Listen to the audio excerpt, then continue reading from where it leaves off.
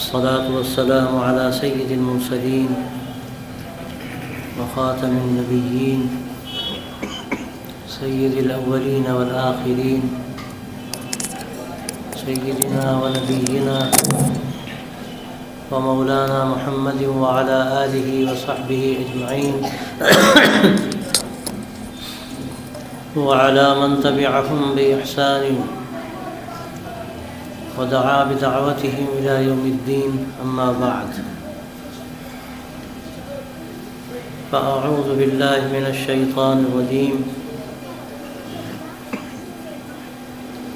يا أيها الذين آمنوا ادخلوا في السلم كافة ولا تتبعوا خطوات الشيطان إنه لكم عدو مبين. صدق اللہ العظیم.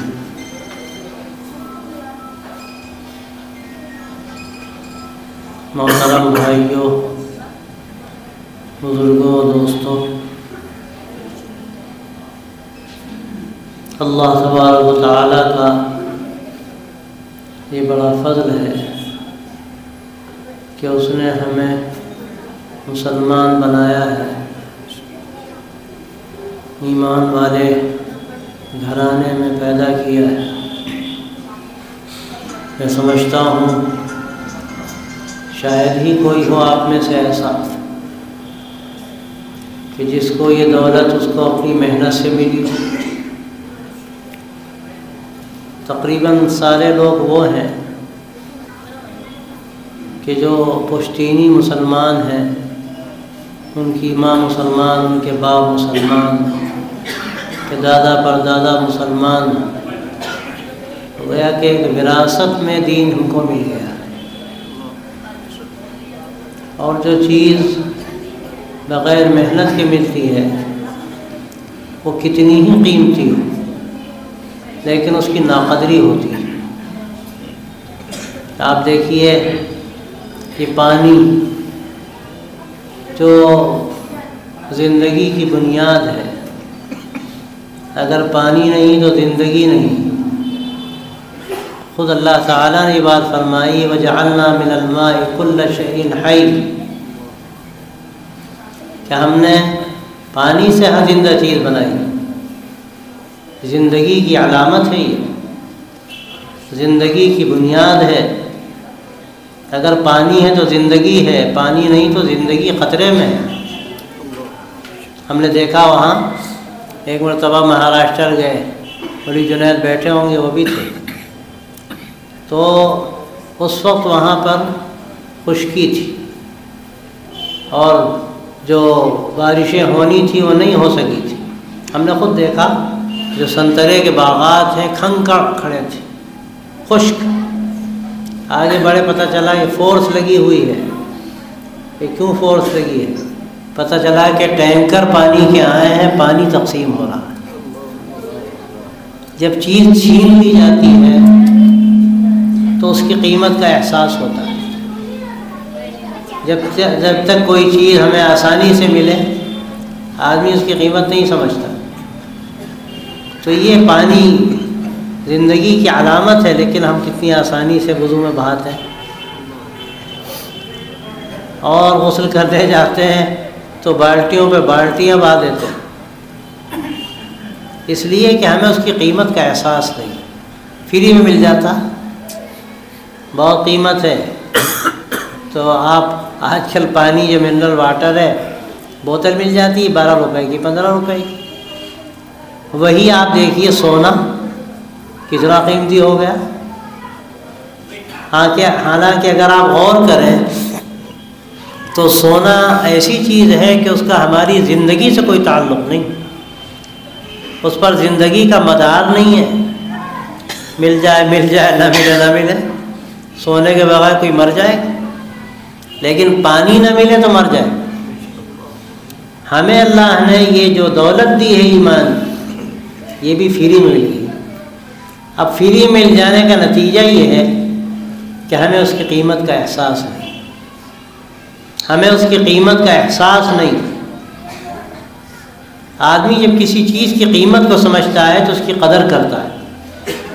اور اگر اس کی قیمت کا اندازہ نہ ہو تو آدمی اس چیز کو بالکل ردی سمجھتا ہے، معمولی سمجھتا ہے۔ میں مثال عرض کرتا ہوں، جیسے چھوٹا سا بچہ، اس کو آپ گول گول سونے کا ٹکڑا دے دیجئے تو اس کے نزدیک اس کی قیمت کیا ہے؟ گیند کی ہے۔ اپنے دوست سے کہا میاں بلہ لے آؤ، گیند مل گئی ہے۔ اب کوئی کہے ہی نادان، ارے یہ سونے کا اتنا بڑا ٹکڑا، اس کے پیچھے کیا کیا چھپا ہوا ہے، یہ بیچارہ کیا جانے۔ لیکن بھائی جب قیمت کا احساس نہیں ہوتا تو اسی طرح اس کو ٹھوکروں میں رکھا جاتا ہے، اور جب قیمت کا احساس ہو جاتا ہے تو راتوں کی نیند اڑ جاتی۔ 10 کروڑ روپے مل گئے کسی کو، گھر میں رکھے ہیں، تو اب نیند نہیں آتی کہیں مخبری نہ ہو جائے، ڈاکہ نہ پڑ جائے، اس لیے کہ اس 100 روپے کی اور کروڑوں روپے کی قیمت کا احساس۔ چھوٹا بچہ ہے، آپ اس کو 10 کروڑ کا چیک دے دیجیے، وہ کیا جانے اس کے پیچھے کیا چھپا ہوا ہے۔ وہ تو یہ جانتا ہے کہ یہ کاغذ کا ٹکڑا ہے، اور کاغذ کا ٹکڑا اگر بارش کے زمانے میں کسی بچے کو مل جائے تو وہ ناؤ بنا کے تیراتا ہے۔ ہو سکتا ہے کہ وہ کروڑوں روپے کے ٹکڑے کو ایک کاغذ کا ٹکڑا سمجھ کر ناؤ بنا کے تیرائے، یا پتنگ بنا لے، ایسے جہاز بناتے ہیں لڑکے، یوں اس کو پھینکتے ہیں جہاز بنا کے۔ جب قیمت کا احساس نہیں ہوتا تو اس طرح ناقدری ہوتی، یہ نہیں معلوم بچے کو اس کے پیچھے کیا چھپا ہوا ہے۔ یہی صورت ہے آج کلمہ طیبہ کی، ہمارے ایمان کی، ایمان کے تقاضوں کی، اسلام اور شریعت کے نظام کی۔ جو چیزیں ہمیں بتائی جاتی ہیں، سکھائی جاتی ہیں، اور بڑی آسانی سے مل جاتی۔ مولوی صاحب کے پاس جاؤ، مولوی صاحب کلمہ سکھا دو، مولوی صاحب بھی خوش ہوں گے، کوئی تو کلمہ سیکھنے والا آیا، بڑی خوشی خوشی کلمہ سکھا دیں گے۔ اب بیچارہ کلمہ سیکھنے والا سوچتا ہے کہ بڑا آسان کام ہو گیا، فری میں ہو گیا، کوئی قدر نہیں ہوتی اس کی۔ اگر اسی طرح یہ تمہیں کوئی بتا دے کہ بچے کو ہم آیت بنا دیں گے، لیکن دیکھو ہم اس کی فیس لیں گے، ہم اس کا ایک پورا سسٹم ہے، 15 لاکھ روپے دے دو ہم اس کو آئیس بنا دیں گے، لوگ کہیں گے فری ہے، فری 15 لاکھ دے دو آئیس بن جائے گا بچہ۔ کیوں؟ فرق کیا ہوا؟ آئیس بننے کے بعد جو چیزیں چھپی ہوئی اس وقت ہیں وہ ہماری آنکھوں کے سامنے ہیں، لیکن ایمان کے نتیجے میں ہمیں جو کچھ دنیا کی دوسری والی زندگی، دنیا کے بعد والی زندگی میں ملنا ہے، وہ سب ہماری آنکھوں سے چھپا ہوا ہے۔ یقین کا معاملہ ایسا ہے کہ ہم یہ بات ہم کہتے ہیں، ہمیں یقین ہے، ہم اللہ کے نبی کی بات مانتے ہیں، ماننا کوئی معمولی بات نہیں ہے، اگر نہ مانے تو کفر ہو جائے، نہ مانے تو کفر ہو جائے، لیکن اس کا جو یقین ہم کو ہونا چاہیے، وہ یقین کیا واقعتاً ہے ہم کو، جیسے اس دنیا کی چیزوں کا ہم کو یقین ہوتا ہے اور اس کے نتیجے میں ہم بعض مرتبہ بڑی سے بڑی قربانی دینے کو تیار ہو جاتے ہیں، لیکن کیا آخرت کی کامیابی کا ہم کو یقین ہے؟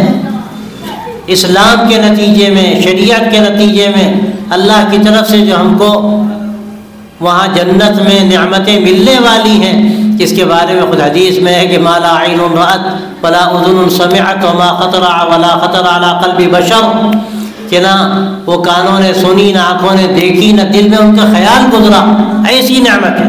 کون کہہ رہا ہے؟ اللہ کے رسول صلی اللہ علیہ وسلم فرما رہے ہیں۔ لیکن ہمیں اس کا یقین نہیں ہے جو یقین ہونا چاہیے۔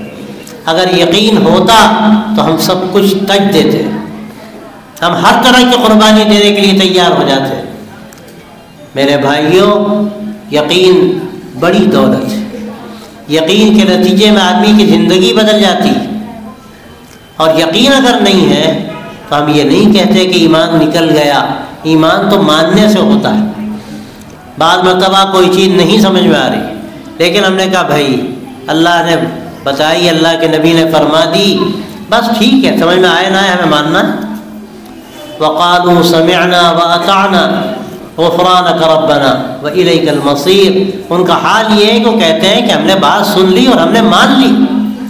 آپ جب فرماتے ہیں آپ صادق و مصدوق ہیں، اس کے بعد پھر کیا گنجائش باقی رہ جاتی؟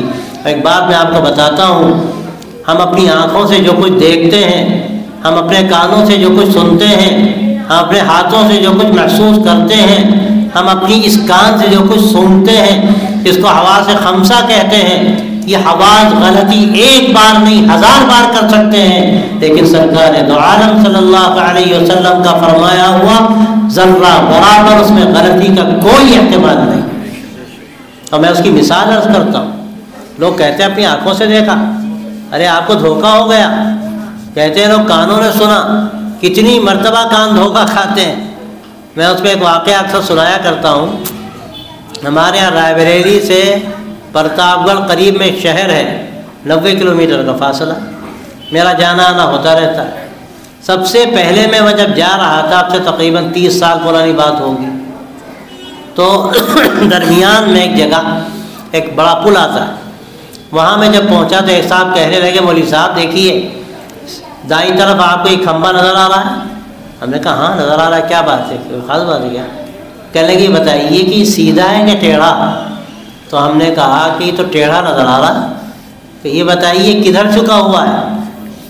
آپ کی طرف جھکا ہوا ہے یا آگے کی طرف جھکا ہوا ہے یا اور دوسری کسی سمت کی طرف جھکا ہوا ہے؟ ہم نے کہا یہ سامنے نظر آ رہا ہے، ہماری طرف جھکا ہوا ہے۔ تو کہنے لگے آپ کو یقین ہے اس بات کا؟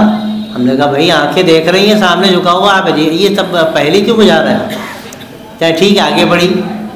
اب ہم ادھر دیکھنے لگے، باتیں کرنے لگے، آگے بڑھے۔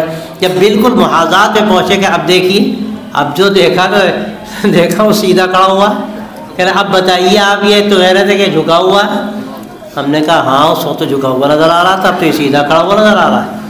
کہنے لگے ابھی بھی نہیں، اور آگے بڑھیے۔ اب اور آگے جب بڑھے گئے پھر اب پیچھے مڑ کے دیکھیے، اب جو دیکھا کہ اب یہ کدھر جھکا ہوا ہے۔ ہم نے کہا ارے یہ تو ادھر دیکھ رہے تو ادھر جھکا ہوا تھا، ادھر سے دیکھ رہے تو ادھر جھکا ہوا ہے۔ کہنے لگے عجیب سمت اس کی ہے یا زاویہ نگاہ کا کوئی فرق ہوتا ہے کہ یہاں ہر آدمی کو حیرت ہوتی ہے کہ ادھر سے ادھر جھکا ہوا نظر آ رہا ہے، ادھر سے ادھر جھکا ہوا نظر آ رہا ہے، اور بیچ میں پہنچے تو سیدھا نظر آ رہا ہے۔ اس وقت ہمارے دماغ نے کام کیا کہ انسان کیسی غلطی کرتا ہے، کیسے دعوے کے ساتھ کہتا ہے کہ ہم نے اپنی آنکھوں سے دیکھا۔ کیا دیکھا تم نے اپنی آنکھوں سے؟ زاویہ نگاہ کا بڑا فرق ہوتا ہے، زاویہ نگاہ کا بڑا فرق ہوتا ہے، اور آدمی یہیں سے ادراک کی غلطی کرتا ہے۔ وہ کہتا ہے ہم نے دیکھا، آپ نے کیا دیکھا؟ ہم نے سنا، آپ نے کیا سنا؟ آپ نے غلطی کی۔ تو بھائیوں آدمی غلطی کر سکتا ہے، لیکن اللہ کے نبی صلی اللہ علیہ وسلم نے جو کچھ فرما دیا اس میں غلطی کا کوئی احتمال نہیں۔ افسوس کی بات یہ ہے میرے بھائیوں کہ ہمیں اس پر یقین نہیں، ہم مانتے ہیں اس کو، اور یقیناً یہ ماننا ہمارے ایمان کے لیے کافی ہے۔ ایک بات میں آپ سے صاف کہتا ہوں، کسی چیز کا آپ کو یقین ہے لیکن آپ اس بات کو نہیں مانتے، ایمان والی بات ہے، تو آپ ایمان سے باہر ہو جائیں۔ آپ یقین کرتے ہیں لیکن آپ نہیں مانتے، کہتے ہم نہیں مانتے، اور دل آپ کا کہہ رہا ہے کہ بات تو صحیح ہے، تو پھر ایمان سے آدمی باہر ہو جائے۔ یہودیوں کا حال کیا تھا؟ قرآن مجید کہتا ہے یعرفونہ کما یعرفون ابناءہم، ان یہودیوں کا حال یہ ہے کہ نبی کو، آپ صلی اللہ علیہ وسلم کو اس طرح جانتے ہیں، پہچانتے ہیں کہ جیسے اپنی اولاد کو جانتے ہیں کہ یہ نبی ہے، لیکن اقرار کرنے کے لیے تیار نہیں، ماننے کے لیے تیار نہیں۔ اور اس کے واقعات پیش آئے کہ حضرت صلی اللہ علیہ وسلم کے سامنے باتیں کر رہے ہیں کہ یہ تو وہی نبی ہے جس کا وعدہ ہوا ہے۔ آپ نے فرمایا کہ بھی مانتے کیوں نہیں؟ یعنی مانیں گے نہیں، مان لیں گے تب تو آپ بہت اونچے ہو جائیں گے۔ ہم نہیں مان سکتے کہ بنو اسرائیل سے ہٹ کر بنو اسماعیل میں نبی آ جائے۔ تو جاننے کے باوجود اور یقین کے باوجود ان کا ایمان معتبر نہیں، کسی کے مانتے نہیں۔ اور اصل یاد رکھیے، اصل ماننا ہے، اور آدمی اگر ماننے کے ساتھ یقین پیدا کر لے تو یہ زندگی میں بڑی تبدیلی کا ذریعہ بن جاتا ہے، اس لیے کہ یقین آدمی کو کہیں سے کہیں پہنچا دیتا ہے۔ اور یہ تو شاعروں نے اس پر عجیب و غریب اشعار کہیں، گما آباد ہستی میں یقی مرد مسلمہ کا، گما آباد ہستی میں یقی مرد مسلمہ کا، اس کا آگے مصرع کیا ہے یاد ہے کسی کو؟ نہیں قندیل روحانی، یعنی مطلب یہ اس کا ہے کہ آدمی اگر گمانوں میں کوئی یقین کی شمع رکھتا ہے تو وہ اس کی روشنی ایسی ہوتی ہے کہ وہ بعض مرتبہ پورے کے پورے تاریکیوں کو چھاٹ دیتی ہے۔ اور صحابہ رضی اللہ عنہم کا جو امتیاز تھا، سب سے بڑا امتیاز، وہ امتیاز ان کا یہ یقین تھا اللہ کے نبی صلی اللہ علیہ وسلم کی ذات پر اور آخرت پر۔ ایسا یقین تھا کہ حضرت علی رضی اللہ تعالیٰ عنہ کے بارے میں آتا ہے کہ وہ فرماتے تھے کہ اگر جنت دوزخ ہمارے آنکھوں کے سامنے آ جائے تو ہمارے یقین میں کوئی فرق نہیں پڑے گا۔ اتنا یقین دل کے اندر ہے کہ ہمیں اگر سامنے دکھا دی جائیں وہ چیزیں تو اس لیے یقین پہ فرق نہیں پڑے گا کہ وہی والی بات ہے جو میں عرض کر رہا تھا کہ وہ تو صادق و مصدوق نے جب کہہ دیا تو آنکھیں تو غلطی کر سکتی تھی، اس کے دیکھ لینے سے کیا فرق پڑتا ہے؟ ہم نے تو آپ صلی اللہ علیہ وسلم کو جب مان لیا اور یقین کر لیا تو اس کے بعد سب معاملہ ختم۔ حضرت صدیق اکبر رضی اللہ تعالیٰ عنہ کو کیوں صدیق کہا جاتا ہے؟ جب معراج کا واقعہ پیش آیا تو ایک مشرک ان کے پاس گیا اور کہنے لگا کہ پتہ ہے اگر کوئی تم سے یہ کہے کہ وہ آسمانوں میں گیا اور آسمانوں کی اس نے سیر کی اور فلاں چیز دیکھی اور فلاں چیز دیکھی، عقل میں آئے گی بات؟ تو صدیق اکبر نے کہا ہاں یہ بات تو سمجھ میں آنے والی نہیں ہے۔ تو اس نے کہا جانتے ہو کس نے کہی؟ فرمایا بتاؤ کس نے کہی؟ کہا وہی جس کو تم نبی سمجھتے ہو۔ اچھا انہوں نے کہی تو کوئی غلطی کا احتمال ہی نہیں، کیا یہ کیا بیکار کی بات آپ کرتے ہو؟ کہنے لگے ہم نے یہ مان لیا کہ فرشتہ جن میں کئی مرتبہ ان کے پاس وحی لے کر آتا ہے آسمانوں سے، تو اگر وہ چلے گئے آسمانوں پر تو اس پہ کون سی فرق پڑتا ہے؟ یقینی بات ہے، یہ یقین والی بات۔ اس یقین نے ان کو نہ جانے کہاں سے کہاں پہنچا دیا۔ میرے بھائیوں، ہم مسلمان ہیں لیکن ہمیں اللہ کی باتوں پر، اللہ کے نبی صلی اللہ علیہ وسلم کی باتوں پر جو یقین ہونا چاہیے وہ یقین ہماری زندگیوں سے نکلتا چلا جائے گا۔ ہم مانتے ہیں اور نہ مانیں گے تو ایمان ہی ختم ہو جائے گا، فیصلہ ہو جائے گا کفر کا۔ لیکن اگر اس کے ساتھ یقین والی بات آ جائے تو بھائیوں یہ ہماری زندگی میں بڑی تبدیلی کا ذریعہ ہے۔ اس وقت جو ہم زندگی گزار رہے ہیں، ہمارا جو سماج ہے، جو معاشرہ ہے، کس طرح سے ہم نے دین کو خانوں میں بانٹ رکھا ہے۔ ہم نے دین کو خانوں میں بانٹ رکھا ہے۔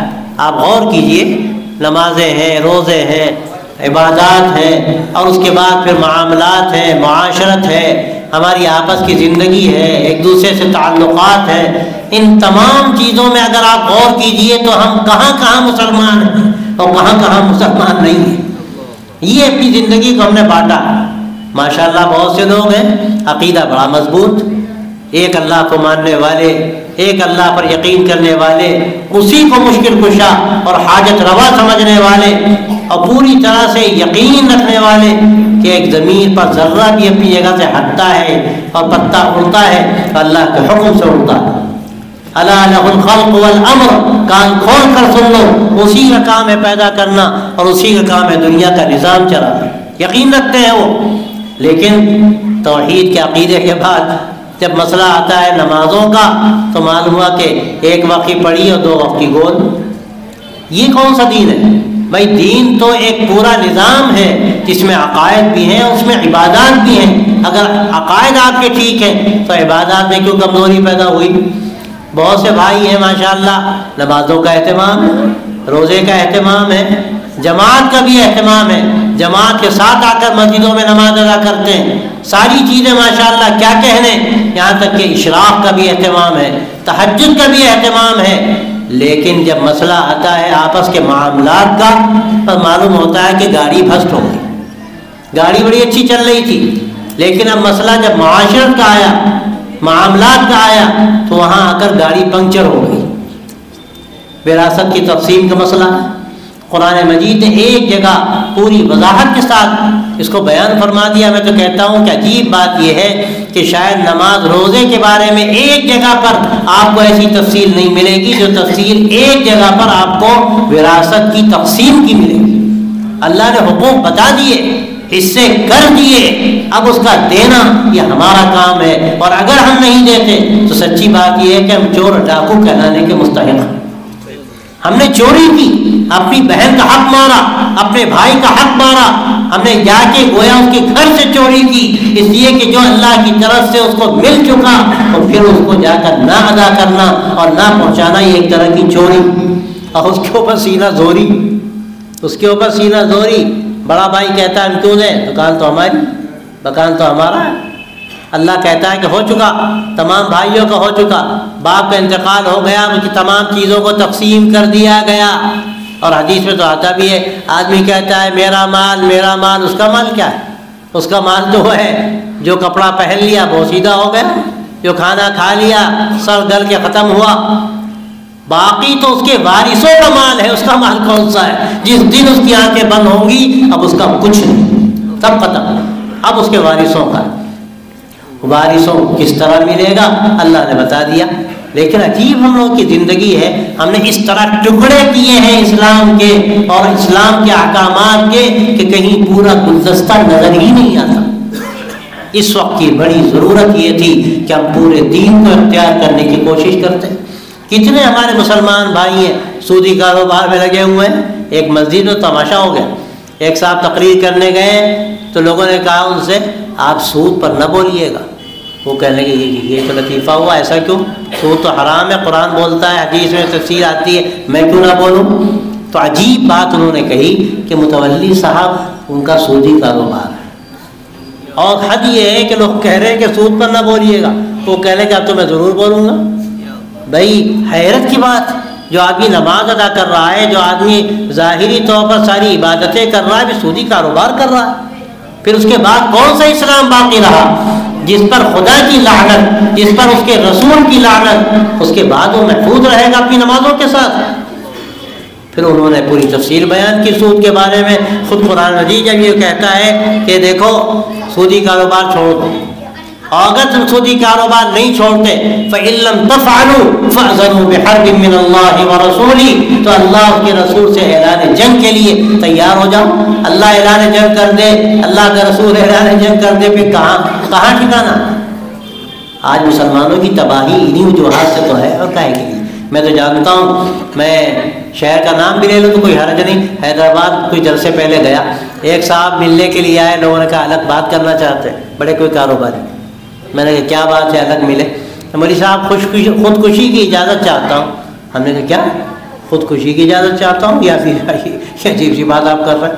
کہنے لگے میں نے لون لیا تھا، بڑا کاروبار تھا، اس کو بڑھانا تھا، لون لینے کے بعد کاروبار بیٹھ گیا، سود بھرتے بھرتے آج حالت یہ ہے کہ 2 وقت کی روٹی کو محتاج ہوں، کہاں جا کر ہاتھ پھیلاؤں، کس سے مانگوں؟ اب تو یا تو جیل جاؤں یا اور کیا کروں، تو میں سوچتا ہوں خودکشی کروں۔ ہم نے کہا اللہ کے بندے، ایک حرام کام پہلے کیا، دوسرا حرام کام اب کرنے جا رہے ہیں۔ اللہ سے مانگو، توبہ کرو، 2 رکعت صلاۃ التوبہ پڑھو، رو رو کے مانگو اللہ سے کہ اللہ مجھے کچھ دے دے، میں اپنا یہ جو حرام کام میں نے کیا پہلے تو میں یہ ادا کر دوں، اس سے مجھے چھٹی مل جائے۔ اللہ کا شکر ہے، جو نیت کرتا ہے اللہ تعالیٰ مدد بھی کر دیتا ہے، کام ہو جاتا ہے اس کا۔ یہ مسلمانوں کا حال ہے، بے برکتی نہیں آئے گی تو کہاں سے زندگی آگے بڑھے گی؟ اس طرح سے آپ دیکھیے حرام حلال کا فرق ہی نہیں۔ مسلمان رشوت لے رہا آسانی کے ساتھ، اور میں نے دیکھا کہ بعض مرتبہ آفسوں میں غیر رشوت نہیں لے رہے اور مسلمان رشوت لے رہا۔ مسلمان دھوکہ دھڑی کر رہا ہے کاروبار میں، دوسرا آدمی جو بیچ رہا ہے ایک ریٹ ہے، کوئی دھوکہ نہیں، اور مسلمان سوچتا ہے کہ ایک دن میں بٹور لو، اور خسرت دنیا والآخرہ کا مصداق ہوتا ہے کہ اس کے نتیجے میں نہ دکان چلتی ہے اس کی اور نہ آخرت کی کامیابی اس کے حصے میں آتی ہے۔ ارے بھائی دکان صحیح طریقے پہ کرو، امانت داری کے ساتھ کرو، اللہ دنیا میں بھی برکت دے گا۔ باقی اگر خدا نخواستہ اس میں کوتاہی ہو رہی ہے تو یہ بڑی سخت بات ہے، بڑی سخت بات ہے۔ التجار یبعثون فجارا یوم القیامہ، اللہ تعالیٰ کے اللہ کے نبی صلی اللہ علیہ وسلم فرماتے ہیں یہ تاجر جو ہیں یہ فاسق فاجر بنا کر قیامت میں اٹھائے جائیں گے، سوائے ان لوگوں کے جو امانت داری کے ساتھ کام کریں، سچائی کے ساتھ کام کریں، اللہ تعالیٰ ان کو تو انبیاء کے ساتھ اٹھائے گا۔ یہ بھی حدیث میں آتا ہے کہ نبیین اور صدیقین اور شہداء کے ساتھ اٹھائے جائیں گے وہ تاجر، وہ بزنس مین کہ جو سچائی کے ساتھ کاروبار کرتے ہیں، حرام حلال کا فرق سمجھتے ہیں، ایک شائبہ بھی ان کے مال میں حرام مال کا نہیں آتا۔ یہ اہتمام ہمارے اندر ہونا چاہیے، یہ دین ہے۔ میں آپ سے صاف کہتا ہوں کہ اگر ہم نے جو دین کو خانوں میں بانٹا ہے تو ہم بھی وہاں بانٹ دیے جائیں گے، اللہ میاں کیا کہ تم نے دین پہ عمل کیا یا تماشا کیا؟ اسی طرح ہماری جو معاشرتی زندگی اور اخلاقی زندگی ہے اس کا بھی دین سے کوئی تعلق نہیں۔ میں ابھی عرض کر رہا تھا کہ شادی بیاہ کے موقع پر سب کو خوش کیا جاتا ہے، لیکن اللہ اس کے رسول صلی اللہ علیہ وسلم کی خوشنودی کا اور اس کی رضامندی کا کوئی خیال نہیں ہوتا۔ آدمی سوچتا ہے کہ بھائی بھنگن بھی ناراض نہ ہو، اچھا جوڑا دے دو، لیکن یہ خیال نہیں آتا کہ ہمیں کیا حکم ملا، اللہ کے رسول صلی اللہ علیہ وسلم کی خوشنودی کہاں ہے۔ تو یہ ہماری زندگی تو نہ جانے کہاں لے جا رہی ہے۔ اب اس کے بعد ساری فضول خرچیاں، ساری بے حیائیاں۔ حدیث میں آپ نے فرمایا اعظم النکاح برکتاً ایسرہ مؤونۃ، کہ سب سے بابرکت نکاح وہ ہے جس میں سب سے کم خرچ کیا جائے۔ اور لوگ ولیمے کے لیے سودی قرض لیتے ہیں، ولیمے کے لیے سودی قرض لیتے ہیں، اور دلیل کیا دیتے ہیں؟ ولیمہ سنت ہے۔ ہم کہتے ہیں ولیمہ سنت ہے اور یہ سودی قرض لینا کیا ہے؟ یہ بہت ثواب کا کام ہے، واجب ہے، یہ تو حرام ہے۔ اور کوئی حرام چیز آپ اختیار کر کے ایک سنت کی ادائیگی کریں گے، وہ سنت رہ جائے گی، وہ تو فسق و فجور کا کام بن جائے گا۔ اس سے بچنے کی ضرورت ہے۔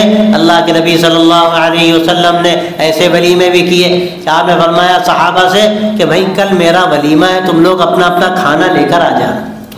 آپ غور کیجیے، صحابہ کھانا لے کر آ گئے، کھانا آپ کے دسترخوان پر ہوا، آپ صلی اللہ علیہ وسلم کا ولیمہ ہو گیا۔ ایک مرتبہ فرمایا کل میرا ولیمہ ہے، تم لوگ آ جانا۔ دسترخوان چمڑے کا بچھایا گیا، ستو اس پر ڈال دیا گیا، پانی سے ذرا سا اس کو نم کر دیا گیا، گھول دیا گیا، اور سب نے کھا لیا، ہو گیا ولیمہ آپ صلی اللہ علیہ وسلم کا۔ آج تو ہم نے اپنی زندگی کو مصیبت بنا دیا، شادی کو مصیبت بنا دیا۔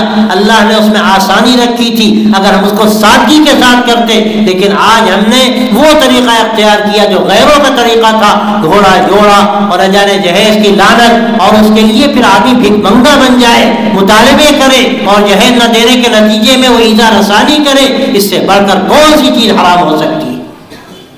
ہمارے پڑوس میں کوئی بھوکا ہے، کوئی ننگا ہے، بچیاں بیٹھی ہیں، ان کا نکاح نہیں ہو پا رہا ہے، اور میں بھی عرض کر رہا تھا کہ اس فقر کی وجہ سے وہ کفر کی دہلیز پر جا رہے ہیں، اور ہم آسانی سے ولیمے پہ ولیمے کر رہے ہیں، کروڑوں روپے خرچ کر رہے ہیں اپنی جھوٹی عزت کی خاطر، جو 1000 بار ہماری ناک رگڑی جائے گی کل قیامت کے دن۔ اس جھوٹی ناک کے لیے ہم سب کچھ کرنے کے لیے تیار ہیں، جائز ہے ہمارے لیے۔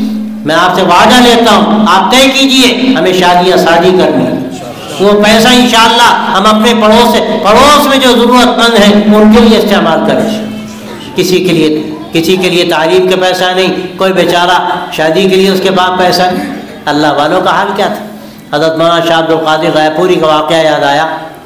حضرت مولانا ہم نے سنا کہ حضرت تو اللہ والے آدمی، ظاہر دنیا میں کوئی سروکار نہیں۔ ایک مرتبہ حضرت کہنے لگے، ایک سیٹھ صاحب آئے، اور اس زمانے کی بات ہے، آج سے تقریباً 60-70 سال پہلے، اور حضرت کو 10-10 ہزار کی 2 گڈیاں دی، اور حضرت نے خلاف معمول قبول کر لی، جیب میں رکھ لی۔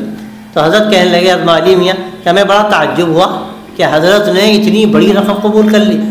بس تھوڑی دیر گزری تھی، ایک بڑی بھی آئی اور کہنے لگی حضرت 5 بچیاں بیٹھی ہیں، ایک کی شادی نہیں ہوئی، جہیز کی مصیبت، میں کیا کروں، میرے سمجھ میں نہیں آتا، حضرت دعا فرما دیں۔ حضرت نے صرف دعا پر اکتفا نہیں کی، حضرت نے کہا بہتر ہے، میں ضرور دعا کروں گا، اور یہ لو 20,000 اللہ نے انتظام کر دیا، جاؤ اپنی بیٹیوں کی شادیاں کر لو۔ اللہ والوں کا یہ حال ہے کہ وہ دین کی بھی فکر کرتے ہیں، اصلاح بھی کرتے ہیں، اور دنیا کی بھی فکر کرتے ہیں۔ میرے بھائیوں، ہمیں اس پر سوچنے کی ضرورت ہے کہ ہم کئی وقت کئی قسم کے سالن تیار کریں اور ہمارے پڑوس پہ کوئی بھوکا بیٹھا ہے۔ میں تو کہتا ہوں مسلمان ہو، ہندو ہو، کوئی بھی ہو، جب ہمیں حدیث قدسی میں یہ بات کہی گئی کہ اللہ تعالیٰ قیامت میں کہے گے اے میرے بندے میں بھوکا تھا، تم نے مجھے کھانا نہیں کھلایا، بندہ کہے گا یا اللہ تو رب العالمین، تجھے کھانے کی کیا ضرورت؟ تو اللہ تعالیٰ فرمائے گا میرا فلاں بندہ بھوکا تھا، اگر تو اس کو جا کر کھانا کھلاتا تو مجھے اس کے پاس پاتا۔ یہ معرفت رب کا ذریعہ۔ اور ایک بات یاد رکھنے کی ہے، وہاں یہ نہیں فرمایا کہ میرا فلاں مومن بندہ بھوکا تھا، صرف یہ فرمایا میرا فلاں بندہ بھوکا تھا۔ اس سے معلوم یہ ہوا کہ کوئی بھی ضرورت مند ہو اس کو کھانا کھلانا بڑے اجر و ثواب کی بات ہے۔ اور غور تو کیجئے، ایک زانیہ نے کتے کو پانی پلا دیا، اللہ نے اس کی مغفرت فرما دی۔ اب اگر کسی انسان کا آدمی کوئی پیٹ بھرے تو کیا اس سے ذریعہ مغفرت اس کا نہیں ہوگا وہ؟ تو بھائیوں، یہ وہ اخلاقی زندگی ہماری ہے جس میں ہم بالکل نہ جانے کہاں سے کہاں چلے گئے۔ اور اس کے علاوہ جو ہماری جو معاشرت کی خرابیاں ہیں وہ اپنی جگہ پر ہیں. کتنی چیزیں ہیں ان کو ہم صحیح کو صحیح نہیں سمجھتے اور غلط کو بھی ہم غلط نہیں سمجھتے. نہ جانے کیا کیا تماشے کرتے ہیں. میں اس کی مثالیں بھی عرض کرتا ہوں. جیسے گھر کا کوڑا صاف کر کے وہیں سامنے گلی میں ڈال دیں گے یا سڑک پہ پھینک دیں گے اور سوچیں گے اب آئے گی کوڑے والی گاڑی وہ لے جائے گی, اور یہ نہیں سوچیں گے کہ اب جتنے گزرنے والے اس وقت تک گزریں گے ان سب کو کیا تکلیف ہوگی نہیں ہوگی. حدیث میں آتا ہے اماطۃ الاذی عن الطریق صدقہ, کہ راستے سے تکلیف دہ چیز کو ہٹا دینا صدقہ ہے. اب اگر کوئی راستے میں تکلیف دہ چیز ڈالے اور دوسروں کی اذیت کا ذریعہ بنے تو یہ گناہ نہیں ہوگا. ان باتوں کا ہم دین نہیں سمجھتے. میں تو یہاں تک عرض کرتا ہوں کہ گاڑی لے جا رہے ہیں, ایسی جگہ کھڑی کر دی کہ ہر آنے جانے والے کو تکلیف ہو رہی, ہر آنے جانے والے کو تکلیف ہو رہی, یا کسی کے دروازے پر گاڑی پارک کر دی اور بڑے خوش ہیں کہ ہمیں جگہ مل گئی اور سمجھتے ہیں یہ پارکنگ کی بات ہے, یہ تو ٹریفک کی بات ہے, ہم سے کیا مطلب. یاد رکھیے اسلام میں جو کچھ ہے ہماری زندگی سے تعلق رکھنے والی کوئی بھی چیز ہے اس کو شریعت سے آپ الگ نہیں کر سکتے. یہ پورا دین ہے. اسی لیے کہا یا ایھا الذین آمنوا ادخلوا فی السلم کافہ, اے ایمان والو اسلام میں پورے کے پورے داخل, اسلام میں پورے کے پورے داخل ہو جاؤ. یہ آدھا تیتر آدھا بٹیر نہیں چلے گا کہ مسجد میں مسلمان, مدرسوں میں مسلمان اور باہر نکلے تو لگتا ہے کہ ابھی اسلام ختم ہو گیا, نہ جانے کہاں چلا گیا. میں تو کہتا ہوں ہم سے بھی غلطی ہوتی ہے. ہمارے مدارس میں بھی بچے جو مدرسوں میں پڑھتے ہیں کبھی کہیں بھول جاتے ہیں کہ ہماری کیا ذمہ داری. مدرسوں میں ماشاءاللہ بہت صوم و صلاۃ کے پابند ہیں, لباس بھی بہت اچھا, اور باہر جب جانے لگے اپنے گھروں کو تو پتہ چلا کہ اب پہچاننا ہی مشکل ہے کہ مدرسے کے طالب علم ہے یا کسی اسکول و کالج کے طالب علم. میرے بھائیوں یہ ہماری وہ غلط چیزیں ہیں کہ جس سے ہمیں بڑا نقصان پہنچ رہا ہے. میں آپ سے یہ عرض کرنا چاہتا ہوں کہ ہم یہاں سے یہ عہد کر کے جائیں کہ ہمیں انشاءاللہ پورے دین پر عمل کرنا, پورے دین پر انشاءاللہ عمل کرنا. اور یہ وہ دین کی ترجمانی ہے کہ انشاءاللہ اس کے ذریعے سے جو غلط تصویر غیروں کے سامنے اسلام کی جا رہی ہے, ہمارے ان اعمال سے, ہماری اس اخلاقی زندگی سے انشاءاللہ یہ داغ دھبے جو اپنی بداعمالیوں سے ہم نے اسلام کی پیشانی پر ڈالے ہیں, ہمارے صحیح اعمال سے اور اخلاق سے انشاءاللہ یہ سارے دھبے صاف ہو سکتے ہیں. اس کے لیے عزم کی ضرورت ہے, تھوڑی سی نیت کی ضرورت ہے. اور میں اکثر یہ کہتا ہوں کہ ان جلسوں کو ایک رسمی رخ دے دیا جاتا ہے. ماشاءاللہ فلاں جگہ جلسہ ہے, فلاں صاحب نے بلایا ہے, نہیں جائیں گے تو ناراض ہو جائیں گے. ارے ناراض ہو یا راضی ہو ٹھیک ہے, ان کو خوش کرنا بھی ثواب کا کام ہے. کسی ایمان والے کے دل کو خوش کرنا بھی صدقہ ہے, اجر کی بات ہے. لیکن ان جلسوں میں آنے کا جو اصل مقصد ہے وہ یہ ہے کہ یہ ایمان کا مذاکرہ, اعمال کا مذاکرہ, یہاں پر جو اسلامی سماج و معاشرت اس کا تذکرہ, یہ اس لیے ہے کہ اس کے مطابق اپنی زندگیوں میں ہمیں تبدیلی پیدا کریں. یہاں سے جانے کے بعد جلسہ ختم ہوا, کام شروع ہوا. جلسہ ختم ہوا, ہمارا کام ختم نہیں ہوا, ہمارا کام اب شروع ہوا. آپ گھروں میں جائیں گے, مذاکرہ کریں گے, اپنی ماں بہنوں کے ساتھ, اپنی بیویوں بچیوں کے ساتھ بیٹھیں گے. مولوی صاحب کی بات سن کر آئے ہیں بھائی, اس سے ساری باتیں کہی گئیں, اب ہمیں ان باتوں سے بچنا ہے بھائی. اب پردے کا اہتمام ہوگا. یہ اسلام کے خلاف ہے کہ بے پردگی ہو. اب ہمارے گھر میں بے پردگی انشاءاللہ نہیں ہوگی. یہ بچے ہم اسکولوں میں بھیجتے ہیں, بہت اچھا ہے, ٹھیک ہے, کوئی حرج نہیں, لیکن انشاءاللہ ہم ان کے لیے یہاں الگ سے ان کی دینی تعلیم کا انتظام کریں گے. کوئی بچہ ایسا نہیں ہوگا جو مسجد میں آ کر دینی تعلیم حاصل نہ کرے. اور بڑی بچیوں کے لیے ہم انشاءاللہ الگ سے نظام بنا لیں گے. اس کا مذاکرہ کرنا, اس کے لیے مشورہ کرنا کہ ہمارا دین کس طرح محفوظ رہے, خود ہماری زندگی میں بھی, ہمارے گھر والوں کی زندگی میں بھی, اور آنے والی نئی نسلوں کی زندگی میں. یہ ہمارا اصل مقصد ہے. گھروں میں تصویریں لٹکاتے ہیں لوگ, اور اب یہ جو چیزیں آتی ہیں بڑے ڈبے ہوتے ہیں, ان ڈبوں میں تصویریں بڑی بڑی بات بری ہوتی ہیں زیرو کی, وہ گھروں میں لوگ رکھ لیتے ہیں. اور یہ خیال نہیں ہوتا کہ جب تصویر ہو کسی گھر میں تو وہاں رحمت کے فرشتے نہیں آتے. ایک آدمی غلطی کرتا ہے, نقصان سارے گھر کو ہوتا ہے. میں ایک واقعہ آپ کو سناؤں, میری آنکھوں کے سامنے کا ہوا کہ واقعہ. ایک بڑے ہمارے بزرگ تھے, بڑے اچھے دیندار, عالم نہیں تھے لیکن بہت دیندار, یعنی ان کا مطالعہ دین کا ایسا تھا کہ علماء پہ بھاری تھا, اور بڑے تہجد گزار, اور ماشاءاللہ اللہ والے. بڑی عمر ہو گئی. ان کے انتقال کا جب وقت ہوا اور بالکل لگ رہا سکرات کا عالم طاری ہو گیا, اور اب سب بیٹھے ہیں، کلمہ کوئی پڑھ رہا ہے، کوئی سورہ یاسین پڑھ رہا، لیکن جان نہیں نکلتی۔ اب لوگ بڑے پریشان اس وقت ہو رہے تھے کہ یہ ضیق میں لگ رہے ہیں۔ ایک صاحب نے دیکھا کہ پلنگ کے نیچے جوتے کا ایک ڈبہ رکھا ہے اور اس پہ بڑی سی تصویر بنی۔ بس انہوں نے کیا کیا، جلدی سے ہو گئے، ڈبہ نکالا، جیسے ہی باہر لے گئے انہوں نے کلمہ پڑھا، ان کی روح پرواز کر گئی۔ دیکھیے ایک کی غلطی سے کیسا نقصان ہو رہا ہے، اس کا ہمیں بعض مرتبہ خیال ہی نہیں ہوتا کہ ہم کیا غلطی کر رہے ہیں۔ تو اس طرح کی غلطیوں سے، چھوٹی چھوٹی باتیں لیکن ان چیزوں سے اپنے آپ کو بچانے کی ضرورت ہے۔ تو بھائیو دوستو، جب پورے دین پر انشاءاللہ ہم اس طرح عمل کریں گے، اور پھر میں ایک بات اور اخیر میں ملا لیتا ہوں جو اس وقت کی بڑی ضرورت ہے، اور میں صاف کہتا ہوں کہ اگر خدا نہ خواستہ وہ کام ہم نے نہ کیا تو ہم سب خطرے میں پڑ جائیں گے، ہم سب خطرے میں پڑ جائیں گے۔ وہ کام ہے اپنی اخلاقی زندگی کو اس طرح غیروں کے سامنے پیش کرنا کہ اسلام کی تصویر صاف ہو جائے، اسلام کی تصویر صاف ہو جائے۔ پانی سر سے اونچا ہو چکا ہے، اب تنہا یہ انفرادی محنت کافی نہیں ہے، یقیناً انتہائی مفید ہے، اور یہ سارے جب کریں گے تو یہی انفرادی اجتماعی ہو جائے گی، لیکن تھوڑی سی اس کی کوشش کرنی پڑے گی کہ کبھی ہاسپٹل جا کر یہ داڑھی ٹوپی والے مسلمان وزٹ کر لیں، تھوڑی ہمدردی کی بات کر لیں، کبھی کوئی بھوکے لوگ ہیں، پریشان حال لوگ ہیں، ان کی مدد کر دیں۔ نشے کی مصیبت ہے، میں ابھی مسجد سے نکلا، دیکھا ہے کہ نشے میں دھت آدمی پڑا ہوا ہے۔ یہ مصیبت ایسی ہے کہ مسلمان بھی مبتلا ہے اس میں، اور غیروں میں تو کوئی برائی نہیں۔ اگر ہم تھوڑا سا اس پر بھی کوشش کریں، نشے کی لعنت سے پاک بنائیں، لوگوں کو برائی بیان کریں اور اس کا علاج کرائیں۔ ایسا نہیں ہے کہ علاج نہیں ہے، نشہ جب آدمی کے لگ جاتا ہے تو بعض مرتبہ علاج کے بغیر نہیں جاتا، اس کا علاج کرا دیں، تھوڑی سی مدد کر دیں۔ یہ چیزیں ایسی ہیں کہ اگر غیر اس میں تھوڑی سی ہماری مدد ان کو مل جائے، وہ ایسے متاثر ہوتے ہیں کہ وہ ساری چیزیں جو ہیں وہ سب دھل جاتی ہیں، سب دھل جاتی ہیں۔ تو اس طرح بہت سارے کام ہم کر سکتے ہیں، اسکولوں میں جا کر وہاں کچھ تقسیم کر دیا، جیلوں میں کچھ مدد کر دی جا کر، اور پھر لوگوں تک پہنچ کر ہم نے ان کو صحیح لٹریچر دیا، ان کا ذہن بنایا، اور جو اہم لوگ ہیں شہر کے ان کو سب کو جمع کر کوئی بڑا ڈائلاگ وغیرہ کر لیا۔ تو یہ ایسی چیزیں ہیں کہ اس سے انشاءاللہ غیروں میں، ہمارے برادران وطن میں جو غلط فہمیاں پیدا ہو رہی ہیں وہ بھی انشاءاللہ دور ہو جائیں، اور اسلام کی غلط تصویر جو پیش کی جا رہی ہے میڈیا کے ذریعے سے، وہ ساری چیزیں انشاءاللہ بالکل غلط ثابت ہوں گے، اور لوگ کہیں گے کہ جو باتیں کہی جا رہی غلط کہی جا رہی، مسلمان ایسے نہیں ہوتے۔ اور میں آپ سے صاف کہتا ہوں کہ 10 جگہ نہیں، 20 50 جگہ یہ واقعات پیش آئے کہ پولیس کا عملہ کھڑا ہو گیا اور اس نے کہا کہ جو باتیں کہی جا رہی ہیں غلط کہی جا رہی ہیں، مسلمان یہ نہیں کر سکتے۔ ہم گواہ ہیں، ہم نے دیکھا ہے کہ یہ تو آ کر چائے پلاتے ہیں، پانی پلاتے ہیں، غریبوں کی مدد کرتے ہیں، ضرورت مندوں کے کام آتے ہیں، یہ تو خون دیتے ہیں ضرورت مندوں کو، یہ خون لینے والا کام کیسے کر سکتے ہیں؟